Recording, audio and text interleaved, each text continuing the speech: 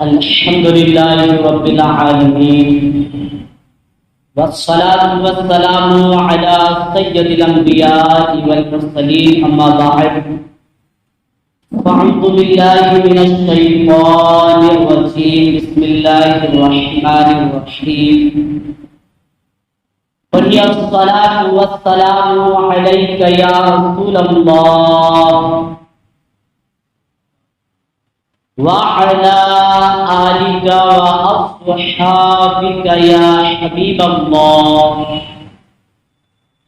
الصلاة والسلام عليك يا نبي الله وعلى آلك وأصحابك يا نور الله نويت سنة الاعتكاف فرمان مصطفیٰ صلی اللہ تعالی علیہ وسلم نیت المؤمن خیر من عملہ، یعنی مسلمان کی نیت اس کے عمل سے بہتر ہے، اس لیے بیان سننے سے پہلے اچھی نیت فرما دیجیے۔ جتنی اچھی نیت زیادہ ہوگی تو ثواب بھی اتنا ہی زیادہ ملے گا۔ لہذا آپ اسلامی بھائی بنیادی نیت کر لیجئے کہ اللہ اور اس کے رسول کو راضی کرنے اور ثواب کمانے کے لیے بیان سنیں گے۔ جو بھی سنیں گے ادب احترام کے ساتھ سنیں گے، اس کو یاد بھی رکھیں گے اور آپ اس پر عمل بھی کریں گے۔ میں اپنے لیے نیت کر لیتا ہوں کہ اللہ اس کے رسول کو راضی کرنے ثواب کمانے کے لیے بیان کروں گا، نیکی کی دعوت دوں گا، برائی سے منع کروں گا انشاءاللہ عز و جل۔ میرے پیارے پیارے اسلامی بھائی، اللہ کے پیارے نبی کریم رؤوف الرحیم صلی اللہ تعالی علیہ وسلم فرماتے ہیں کہ جو یہ چاہتا ہے کہ قیامت کے دن وہ میرے زیادہ نزدیک ہو تو اس کو چاہیے کہ دنیا کے اندر بکثرت مجھ پر درود شریف پڑھے۔ صلو علی الحبیب صلی اللہ تعالی علی محمد صلی اللہ تعالی علیہ وسلم۔ میرے پیارے پیارے اسلامی بھائی، ہم میں سے ایسا کون انسان ہو جو یہ خواہش رکھتا ہوگا کہ قیامت کے دن میں آخرت کے قریب نہ رہوں۔ ہم میں سے ہر ایک کی یہی خواہش ہے کہ میں جب قیامت کا دن ہو تو نبی پاک سے زیادہ قریب رہوں۔ تو میرے پیارے اسلام بھائی، کتنا آسان سا کام ہے، چلتے پھرتے اٹھتے بیٹھتے نمازوں کے لیے آ رہے ہو، نماز پڑھ کے جا رہے ہو، کاروبار کے لیے جا رہے ہو، جاب کے لیے آفس میں بیٹھے ہوئے ہو، شاپ پہ ہو، کہیں بھی ہو، خالی ٹائم میں ہم اپنے پیارے نبی صلی اللہ تعالی علیہ وسلم پر درود پڑھیں، انشاءاللہ اس کی برکت قیامت میں ظاہر ہو جائے گی۔ میرے پیارے اسلامی بھائی، ابھی جو مہینہ تھا وہ غوث پاک رحمۃ اللہ تعالی علیہ کا مہینہ ہمارے درمیان تھا۔ میرے پیارے اسلامی بھائی، حضور غوث پاک رحمۃ اللہ تعالی علیہ کو اللہ نے تمام ولیوں کا سردار بنایا۔ اللہ تبارک و تعالی یوں تو ہر انسان کو دنیا میں پیدا کرنے کے بعد اس کی عبادت، اس کی ریاضت، اس کی کوششوں سے ایسا مقام دیتا ہے، مگر واحد میرے حضور غوث پاک ہے کہ جنہیں اللہ نے ماں کے پیٹ سے ہی ولی بنا کر دنیا میں بھیجا۔ اور اتنا ہی نہیں، حضور غوث اعظم رحمۃ اللہ تعالی علیہ ماں کی شکم میں تھے، اس ٹائم سے لے کر جب دنیا سے وفات پائے اس آخری لمحے تک اللہ تبارک و تعالیٰ کی اطاعت اور فرما برداری میں زندگی گزاری۔ جس کا مقام آج دنیا جانتی اور پہچانتی ہے۔ میرے پیارے اسلامی بھائیوں، حضور غوث پاک رحمت اللہ تعالی علیہ تو علم دین سیکھنے کا بے حد شوق تھا۔ اللہ تبارک و تعالیٰ نے تو یوں ماں کے پیٹ سے ہی اتنا کچھ علم دے دیا تھا جو دنیا کے اندر کافی تھا، مگر پھر بھی اللہ والوں نے ہمیں یہ سبق دینے کے لیے، ہمیں ایک سمجھ دینے کے لیے عبادت کے ساتھ علم دین سیکھ کر ہمیں یہ سبق دیا کہ تم بھی علم دین حاصل کرو۔ پیارے اسلامی بھائیوں، علم دین آخر کتنا ضروری ہے، ایک واقعے سے عرض کرتا ہوں۔ میرے پیارے اسلامی بھائیوں، ایک مرتبہ ایک صحابی رسول نبی کریم رؤوف الرحیم صلی اللہ تعالی علیہ وسلم کی بارگاہ میں موجود تھے۔ نبی پاک مسکرا رہے تھے کہ اچانک پھر چہرے پر اداسی چھا گئی، آپ نے مسکرانا بند کر دیا۔ تو وہ صحابی رسول کی نگاہ نبی پاک پر پڑی تو پوچھا، یا رسول اللہ، ابھی آپ بہت خوش نظر آ رہے تھے، آپ ابھی مسکرا رہے تھے، لیکن ابھی چہرے پر غم کے آثار ہیں، یا رسول اللہ بات کیا ہے؟ میرے پیارے نبی پاک صلی اللہ تعالی علیہ وسلم نے فرمایا کہ وہ پیارے صحابہ، ابھی جبریل علیہ السلام آئے تھے اور انہوں نے یہ بتایا ہے کہ تمہاری زندگی ختم ہونے والی ہے، کچھ گھنٹے رہ گئے ہیں تمہاری زندگی کو، اب تم اس دنیا سے انتقال کر جاؤ گے، اب تمہیں کچھ گھنٹوں کے بعد موت آئے گی، تمہیں اس دنیا کو چھوڑنا پڑے گا۔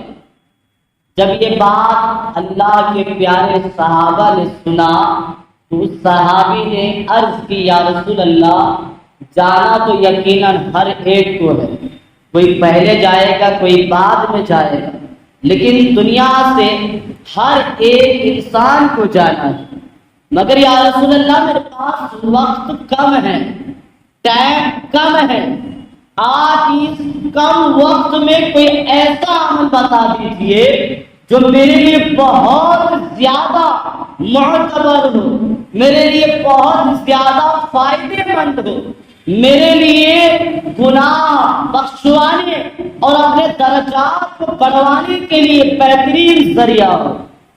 تو میرے اور آپ کے پیارے نبی صلی اللہ تعالی علیہ وسلم نے فرمایا کہ وہ میرے پیارے صحابی، علم دین سیکھنے میں لگ جاؤ، علم دین سیکھنے میں لگ جاؤ۔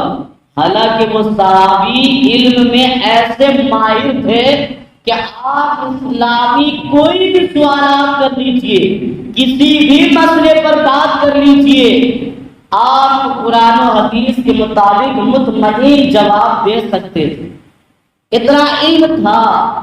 مگر پھر بھی میرے مصطفیٰ کریم نے آخری لمحے موت کے وقت کیا فرمایا؟ علم دین سیکھنے میں لگ جاؤ۔ پتا چلا علم دین سیکھنا ایک ایسا اہم عبادت ہے کہ اللہ تبارک و تعالی علم کی برکت سے بہت بڑا درجہ عطا فرما دیتا ہے۔ یہ تو صحابی رسول کی بات ہے۔ اگر کوئی عام مسلمان بھی وہ قرآن حدیث کا علم سیکھنا چاہتا ہو اور وہ ارادہ کر لیا ہو تو اس کے بارے میں مصطفیٰ کریم فرماتے ہیں کہ جو کوئی دین کا طالب، دین کو سیکھنے والا صرف کسی قبرستان کے راستے سے گزر جائے تو اللہ تبارک و تعالی اس کے اس راستے سے گزرنے کی برکت سے 40 دن کے لیے اس قبرستان سے عذاب کو اٹھا لیتا ہے۔ ذرا سوچئے کہ صرف گزرنا کرنا کچھ نہیں ہے، بس راستے میں سڑک ہے، روڈ ہے، یہ چلا اور چل کر اس راستے کو پار کر لیا، مگر چونکہ یہ دین کا طالب تھا، دین کا سیکھنے والا تھا، تو اللہ نے یہ مقام اس کے لیے رکھا ہے میرے پیارے اسلامی بھائی، اس لیے اپنے بچوں کو علم دین سکھائیے۔ آج علم دین نہیں ہونے کی وجہ سے معاشرے میں نئے نئے گناہ جنم لے رہے ہیں، معاشرے کے اندر بگاڑ پیدا ہوتے چلے جا رہے ہیں۔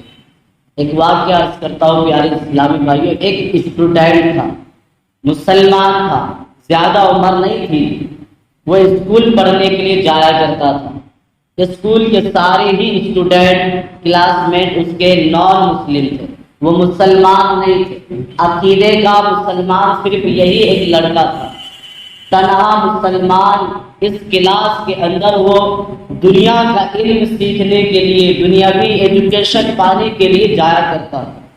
ایک دن سارے ہی کلاس کے اسٹوڈنٹ اس کو گھیر کر ایک سوال کیا کہ اے مسلمان، ذرا یہ بتا کہ تم مسلمان کیوں ہے؟ میرے پیارے اسلامی بھائیوں، یہ سوال میں اپنے سے پوچھتا ہوں اور آپ بھی خود اپنے آپ سے کیجیے۔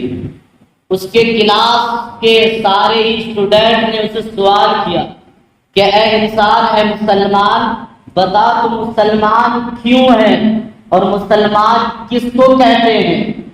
وہ تو دنیا کا ایجوکیشن حاصل کرنے والا تھا، وہ اے فور ایپل بولنے والا تھا، بی فور بال جانتا تھا، اسے کیا پتا تھا کہ الف پر اللہ بھی ہوتا ہے؟ اس کو جواب نہیں معلوم تھا کہ مسلمان کس کو کہتے ہیں اور مسلمان کا مطلب کیا ہے۔ میرے پیارے اسلامی بھائیوں، اس نے اپنے کلاس کے اسٹوڈنٹ کو تسلی دی اور کہا کہ میں کل اس کا جواب بتاؤں گا، میں آج اس کا جواب معلوم کروں گا، اور جب کل میں کلاس میں آؤں گا تو تمہیں بتا دوں گا کہ مسلمان کیا ہوتا ہے اور مسلمان کس کو کہتے ہیں۔ میرے پیارے اسلامی بھائیوں، جب کلاس کی چھٹی ہوئی، وہ بھاگتا بھاگتا ہوا گھر آیا اور دوڑتا ہوا ماں کے پاس گیا، کہا امی جان، امی جان، ذرا سنیے تو صحیح۔ ماں نے جب بیٹے کو بھاگ کر آتا دیکھا تو پوچھا بیٹا خیریت تو ہے؟ بیٹا کیا ہوا، کیا چاہیے، کیا تکلیف ہے، کیا پرابلم ہے؟ بیٹے نے کہا ماں کوئی بات نہیں ہے، بس اتنا بتائیے کہ ہم مسلمان کیوں ہیں اور مسلمان کس کو کہتے ہیں؟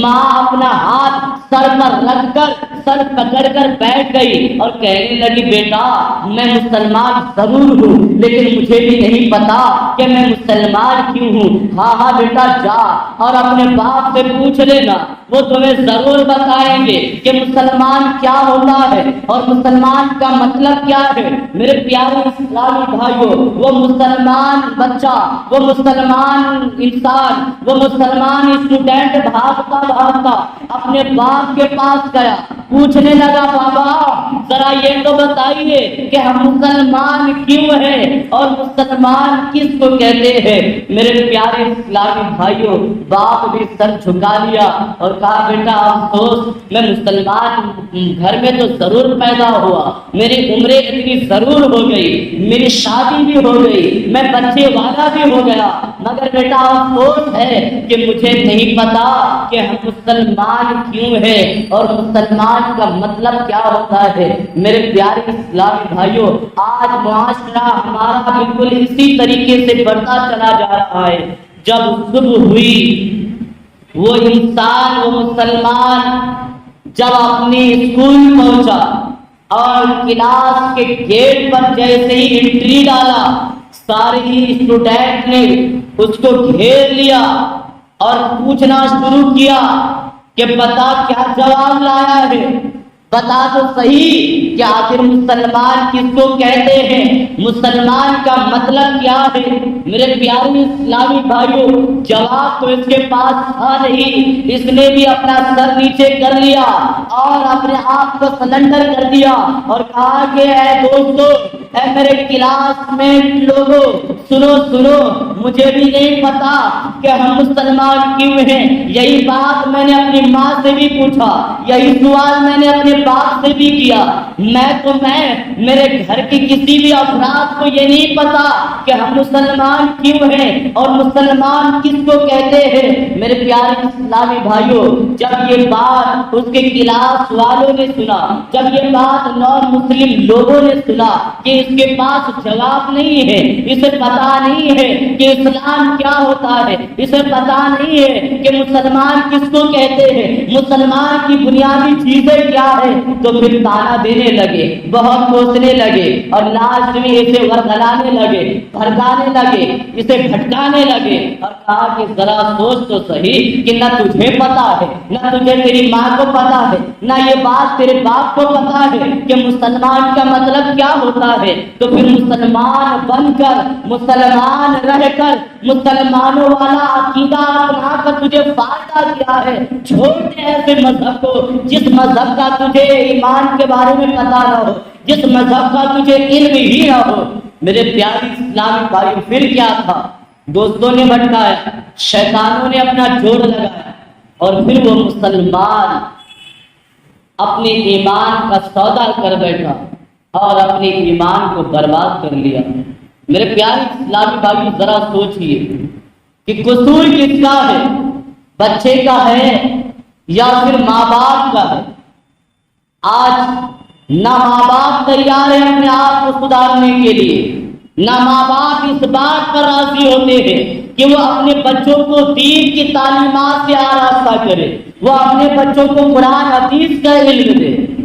آج اگر سمجھایا بھی جائے تو بے باکیاں سامنے ظاہر ہوتی ہے اور ماں باپ کہتے مولانا کیا ہو گیا ہے آپ لوگوں کو، کیوں پیچھے پڑے ہیں بچے کو؟ بچوں کا بچپنا ہے، یہی تو عمر ہوتا ہے کھیل کود کا، ابھی بچے ہیں، جب یہ بڑے ہوں گے، 7-8 سال کے ہوں گے، 10-12 سال کے ہوں گے، اس کے پاس خود ہی دماغ آ جائے گا، اس کے پاس خود ہی سمجھ آئے گی، یہ خود ہی اچھے کو اچھا اور برے کو برا سمجھیں گے۔ میرے پیارے اسلامی بھائیوں، یہ آپ کی کم علمی کا یہ جو ہے وبال ہے کہ آپ کی زبان سے اس طرح کی باتیں نکل رہی ہیں۔ میرے پیارے اسلامی بھائیوں، بچہ 10-12 سال کی عمر میں سمجھدار نہیں ہوتا، بلکہ بچہ ماں کے پیٹ میں آتی سمجھدار ہو جاتا ہے۔ ہاں میرے پیارے اسلامی بھائیوں، جب بچہ ماں کے شکم میں آتا ہے تبھی سے وہ ماں باپ کے عادات کو، ماں باپ کے کاموں کو، ماں باپ کے کیے ہوئے کرتوت کو وہ نوٹ کرتا ہے اور ماں کے پیٹ میں رہ کر ہی وہ سب کچھ سیکھ رہا ہوتا ہے۔ جی ہاں میرے پیارے اسلامی بھائیوں، غوث پاک کا مہینہ تھا، آئیے سنتے ہیں غوث پاک کے بارے میں۔ میرے غوث پاک کی عمریں بظاہر کچھ بڑی ہوئی تو آپ کی والدہ ماجدہ نے آپ کو مکتب قرآن کریم سیکھنے کے لیے بھیجا۔ جب آپ مدرسے میں گئے اور استاذ محترم نے کہا کہ بیٹا سناؤ، آپ سبق سناؤ، تو میرے غوث پاک کا بچپنا ہے، میرے غوث پاک شروع کرتے ہیں اعوذ باللہ من الشیطان الرجیم بسم اللہ الرحمن الرحیم، پورا الحمد کا سورہ فاتحہ سنایا، پھر پہلا پارہ شروع کیا، الف لام میم ختم کر لیا، دوسرا پارہ شروع کیا، سیقول ختم کر لیا، تیسرا پارہ شروع کیا، تلک الرسول ختم کر لیا، چوتھا پارہ شروع کیا، لن تنالوا البر ختم کر لیا، حتیٰ کہ 1 سے لے کر 18 پارہ آپ نے ایک ہی بیٹھک میں، ایک ہی مجلس میں آپ نے اپنے استاذ محترم کو سنا دیا۔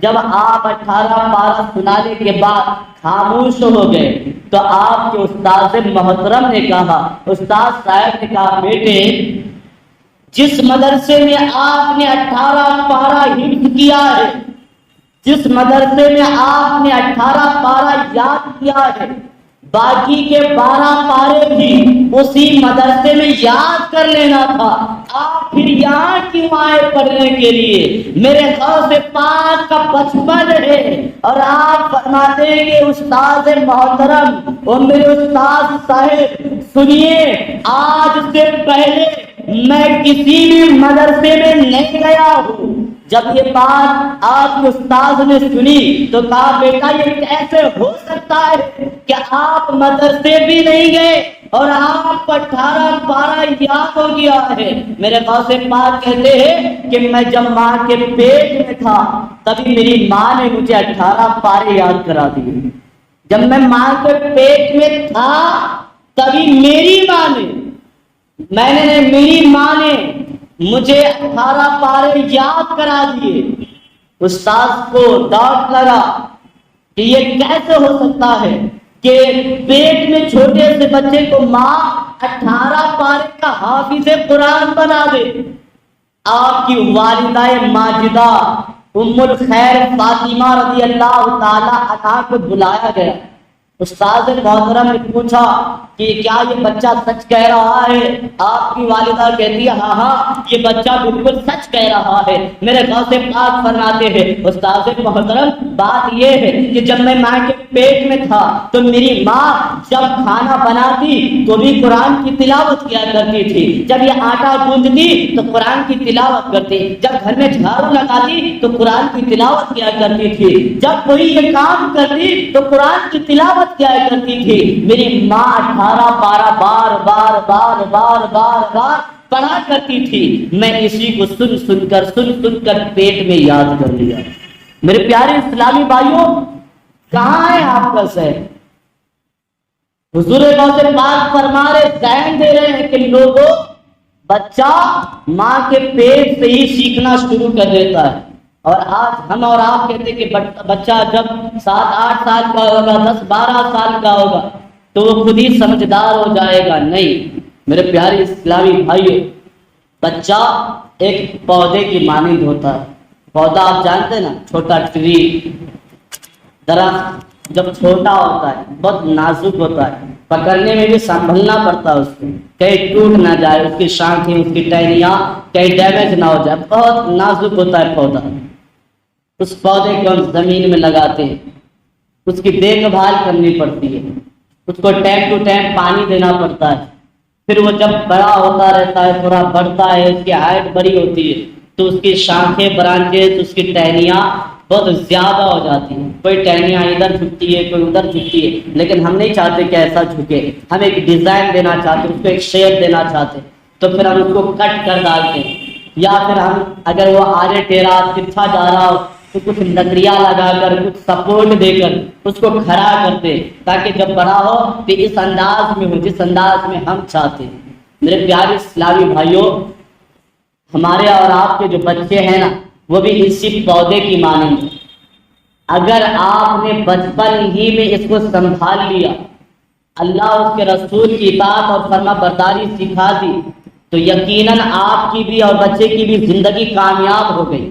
اور اگر آپ نے لاپرواہی کی اور آپ نے یہ ذہن بنا لیا کہ جب بچہ بڑا ہوتا جائے گا، انٹیلیجنٹ ہوتا جائے گا، دماغ آتا جائے گا، یہ ہوشیار ہوتا جائے گا، اچھے کو اچھا اور برے کو برا سمجھتا جائے گا، جب یہ آپ کی سوچیں بنتی چلے جائے گی تو نتیجہ یہ ہوگا کہ جب یہ درخت چھوٹا ہے تو آپ اس کو کسی بھی طریقے کا شیپ دے سکتے ہیں، ڈیزائن دے سکتے ہیں، لیکن یہ جب بڑھتا بڑا ہو جائے گا اور بہت زیادہ ٹائٹ اور سخت ہو جائے گا اور آپ چاہیں گے کہ اس کی ٹہنیاں ادھر کیوں جا رہی ہے، ادھر نہیں ادھر جانی چاہیے، اس کو آپ موڑنا چاہیں گے تو وہ نہیں مڑے گا، یا اگر زبردستی کریں گے تو وہ ٹوٹ جائے گا۔ ویسے ہی آپ کے بچے ہیں کہ اگر آپ نے اس کو چاہا میرا بچہ حافظ قرآن بنے، بچپن میں چاہ لیا تو ضرور بنے گا۔ اگر آپ کی خواہش ہے میرا بچہ عالم دین بنے، اگر آپ بچپن میں اس پر نظر رکھتے تو ضرور بنے گا، اور اگر آپ نے چھوڑ دیا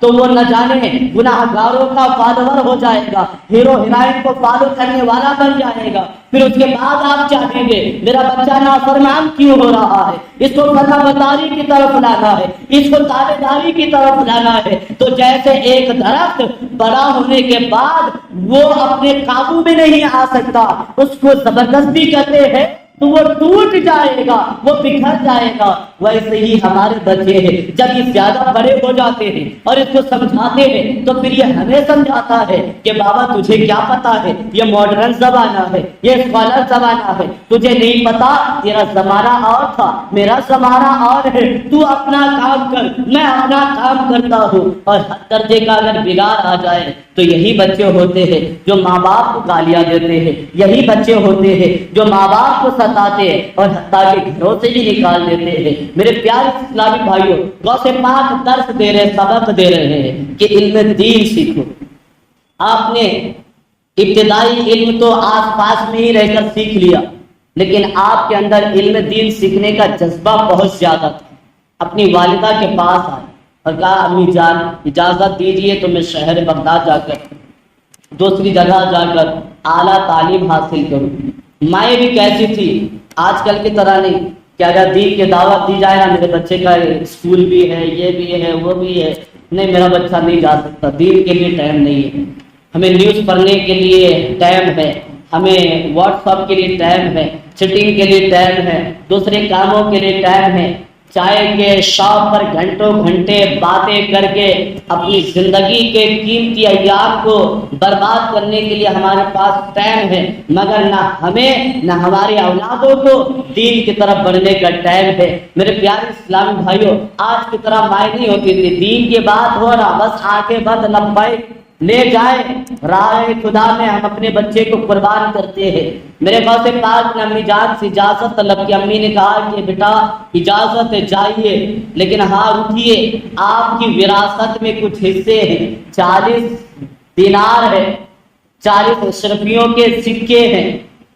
اسے بھی اپنے ساتھ لیتے جائیں، اور ہاں بیٹا آئیں ایک بار گلے لگ جائے، کیونکہ میں جانتی ہوں کہ آپ علم دین سیکھنے کے لیے جائیں گے، اللہ نے آپ کا مقام کچھ اور رکھا ہے، آپ سے ملاقات دوبارہ نہیں ہوگی، بیٹے سینے سے لگ جاؤ۔ میرے غوث پاک کی والدہ نے 40 اشرفیوں کے سکے آپ کے صدری میں، جو علماء کو دیکھتے اوپر جو کپڑے پہنتے کوٹ، اس کوٹ کے اندر رکھ کر سل دیا، اور ماں اپنے بیٹے کو گلے سے لگائی اور کہا وہ بیٹا عبد القادر ذرا اپنا ہاتھ میرے ہاتھ میں تو دینا۔ حضور غوث پاک نے اپنا ہاتھ اپنی والدہ کے ہاتھ میں دیا۔ ماں نے کہا بیٹا اب ہاتھ میں ہاتھ دے کر وعدہ کرو کہ کبھی تم زندگی میں جھوٹ نہ بولنا۔ میرے غوث پاک کا بچپن ہے یہ بھی۔ میرے غوث پاک کہہ رہے امی جان میں آپ کے ہاتھ میں ہاتھ دے کر وعدہ کرتا ہوں، جان تو چلی جائے گی مگر عبد القادر کے زبان سے جھوٹ نہیں نکلے گا۔ میرے پیارے اسلامی بھائیوں، ماں سے وعدہ کیا اور علم دین سیکھنے کے لیے قافلے کے پیچھے سفر پر روانہ ہو گئے، لیکن 40 ڈاکوؤں کا ایک قافلہ علم دین اور سفر کرنے والے قافلے پر حملہ آور ہوا، اور ڈاکوؤں نے ہر ایک کو لوٹ مار کر سارے ساز و سامان ہڑپ لیے۔ آخر میں حضور غوث پاک کے پاس بھی ڈاکوؤں کا کچھ نمائندہ آیا اور کہا کہ اے بچے تیرے پاس بھی کچھ ہے؟ حضور غوث پاک نے کہا ہاں ہے۔ کیا ہے؟ 40 اشرفیاں ہیں۔ ڈاکوؤں کو لگا چھوٹا بچہ ہے، اس کے پاس اتنی قیمتی رقم کہاں سے آ سکتی ہے، مذاق کر رہا ہوگا۔ وہ ڈاکو چلا گیا، دوسرا آیا، تیسرا آیا، اس نے بھی پوچھا ہے بچے تیرے پاس کچھ ہے؟ میرے غوث پاک نے کہا ہاں ہے، 40 اشرفیوں کے سکے ہیں۔ کہا ہے دیکھو یہ میرے صدری میں رکھے ہیں، سلے ہوئے تھے، دکھ تو نہیں رہتے۔ ڈاکوؤں کو لگا کہ یہ مذاق کر رہا، بچہ جھوٹ بول رہا ہے۔ ڈاکوؤں کے سارے نمائندے چلے گئے۔ جب سارا ساز و سامان اپنے سردار کے پاس جمع کیا تو سردار نے پوچھا کہ بتاؤ کوئی رہ تو نہیں گیا ہے؟ کہا کہ ہم نے ہر ایک کو لوٹ مار کر لیا ہے مگر ایک چھوٹا سا بچہ ہے جو رہ گیا ہے۔ کہا کہ پھر تم نے اسے کیوں چھوڑ دیا؟ کہا کہ ہم نے اس لیے چھوڑ دیا کہ وہ بہت زیادہ چھوٹا ہے، اور ہم نے اس سے پوچھا کہ تیرے پاس کچھ ہے تو وہ بچہ کہتا ہے میرے پاس 40 اشرفیاں ہیں، اور وہ کہتا ہے میرے پاس موجود ہے۔ ہمیں لگا مذاق کر رہا ہے، جھوٹ بول رہا ہے، اتنے چھوٹے بچے کے پاس اتنی بھاری رقم کیسے آ سکتی ہے، وہ کہاں سے لائے گا اتنی زیادہ رقم؟ اس لیے ہمیں جھوٹ لگا، ہم نے چھوڑ دیا۔ سردار نے کہا کہ بیوقوفو اسے لے کر آؤ میرے پاس۔ ڈاکو واپس چلے، میرے غوث پاک رحمت اللہ تعالی علیہ کو سردار کے پاس حاضر کیا، کہا بیٹے تمہارے پاس کچھ ہے؟ کہا کہ ہاں ہے۔ کیا ہے؟ 40 اشرفیوں کے سکے ہیں۔ کہا ہے یہ صدری میں ہے، میری ماں نے رکھ کر سل دیا ہے۔ سردار نے کہا اس کے صدری میں تلاشی لو۔ صدری کو جب اس کی سلائی کو توڑا گیا اور جب اس صدری کو، اس کوٹ کو الٹا کیا تو میرے پیارے اسلامی بھائیوں تاریخ اسلام میں ہے کہ 40 اشرفیاں زمین پر گری۔ اس ڈاکو کے سردار نے کہا بیٹے تو نے تو اپنی آنکھوں سے دیکھا ہے کہ یہ میرے نمائندے، یہ میرے نوکر چاکر، یہ میرے غلام تیرے آنکھوں کے سامنے قافلے پر حملہ کیا اور ہر ایک کے مال و زر کو لوٹا اور وہ پھر قبضہ کر لیا ہے۔ اگر تو چاہتا تو یہ 40 اشرفیاں بچا سکتا تھا، تو جھوٹ بول سکتا تھا، لیکن بار بار تو یہ کیوں بتا رہا تھا، تو یہ سچ کیوں کہہ رہا تھا کہ تیرے پاس یہ اشرفیاں موجود ہے؟ میرے غوث پاک فرماتے کہ وہ سردار میں نے گھر سے چلتے وقت اپنی ماں سے وعدہ کیا ہے، عبد القادر کی جان تو چلی جائے گی مگر زبان سے جھوٹ نہیں نکلے گا۔ میں نے اپنے ماں سے وعدہ کیا تھا اگر میں جھوٹ بول دیتا تو قیامت کے دن میں اپنی ماں سے سامنا کیسے کرتا؟ جب یہ بات ڈاکو کے سردار نے سنا چیخے مار کر رونے لگا اور کہنے لگا بیٹا تو نے تو اپنے ماں سے وعدہ کیا ہے، اس وعدے کو نبھا لیا، لیکن ہم نے تو رب سے نہ جانے کتنے وعدے کیے ہیں اور مدتوں ہو گئے ہم رب کے وعدے کو توڑتے چلے آ رہے ہیں۔ بیٹا آج ہمیں ریلائز ہو گیا ہے، بیٹا آج ہمیں احساس ہو گیا ہے، ہم سچی توبہ کرتے ہیں، اپنے ہاتھوں پر شامل کر لیجئے اور ہمیں بھی اپنے غلاموں میں شامل کر لیجئے۔ میرے پیاری اسلامی بھائیوں سچ کی برکت سے وہ ڈاکو کا سردار سمیت تمام 40 ڈاکو حضور غوث پاک کے ہاتھ پر توبہ کر کے آپ کے مرید ہو گئے اور اللہ نے پھر مقام بھی وہ عطا کیا کہ سب کے سب ولی بھی بن گئے۔ سچ کی برکتیں ہیں، سچائی پر چلنے کا یہ مقام ہے۔ کیا ملتا ہے جھوٹ بول کر؟ کیا ملتا ہے؟ من مانی من چاہی زندگی حاصل کر کے آخر ہم کیا کر لیں گے؟ میرے پیارے اسلامی بھائیوں بارہا میں ایک ہی بات بولتا ہوں، ہماری عقلیں بہت چھوٹی ہے، ہم زیادہ لمبا نہیں سوچ سکتے، ہمارا دماغ اتنا بھی بڑا نہیں ہے جو ہم اپنے لیے صحیح فیصلہ کر سکتے۔ کتنا اچھا فیصلہ سوچ لیں گے، زیادہ سے زیادہ ہم کیا سوچ سکتے اپنے بارے میں میرے پیارے اسلامی بھائی۔ لیکن اگر رب ہمارے بارے میں اچھا سوچ رہا ہے تو ذرا سوچئے کہ وہ کتنا اچھا سوچتا ہوگا۔ تو رب کبھی نہیں چاہتا کہ اپنے بندوں کا برا سوچے، رب ہمیشہ اپنے بندوں کا بھلا چاہتا ہے، رب کی بھلائی پانی ہے تو رب کی اطاعت اور فرما برداری میں زندگی گزار لیجیے۔ یقیناً میرے پیارے اسلامی بھائیوں جو کچھ آپ چاہ رہے ہیں وہ بھی مل جائے گا اور آخرت بھی سدھر جائے گی۔ نام صرف غوث پاک کا لے لینے سے اور آپ کی صرف فاتحہ خوانی کر لینے سے اور آپ کے نام پر دیگے پکا کر کھلا دینے سے حق ادا نہیں ہوتا ہے میرے پیارے اسلامی بھائیوں۔ حضور غوث پاک نے جس طریقے سے زندگی گزاری ہے وہ طریقے پر چلنے سے غوث پاک خوش ہوتے ہیں۔ حضور غوث پاک راتوں رات اتنی عبادت کرتے تھے کہ اگر میں سمجھانے کے لیے کہوں تو اپنی سال بھر کی عبادت اور ان کی رات کی عبادت اس قدر عبادت کیا کرتے تھے۔ نماز کا شوق ایسا ہوتا کہ جب بھی وضو ٹوٹتا اور نیا وضو کرتے فوراً 2 رکعت نفل نماز پڑھتے۔ یہ صرف وضو کرنے پر پابندی تھی، تو اس کے علاوہ آپ کتنا عبادت اور ریاضت کرتے ہوں گے۔ تو میرے پیارے اسلامی بھائیوں آخری یہی سبق دوں گا کہ آپ اپنی زندگی چھوڑ کر نبی پاک رؤوف الرحیم صلی اللہ تعالی علیہ وسلم کے بتائے گئے طریقے کے مطابق زندگی گزار لیجیے۔ انشاءاللہ دین دنیا دونوں کامیاب ہو جائے گا۔ اللہ تعالیٰ سے دعا ہے اللہ تعالیٰ ہم سب کو حق کہنے سننے سمجھنے کی توفیق عطا فرمائے۔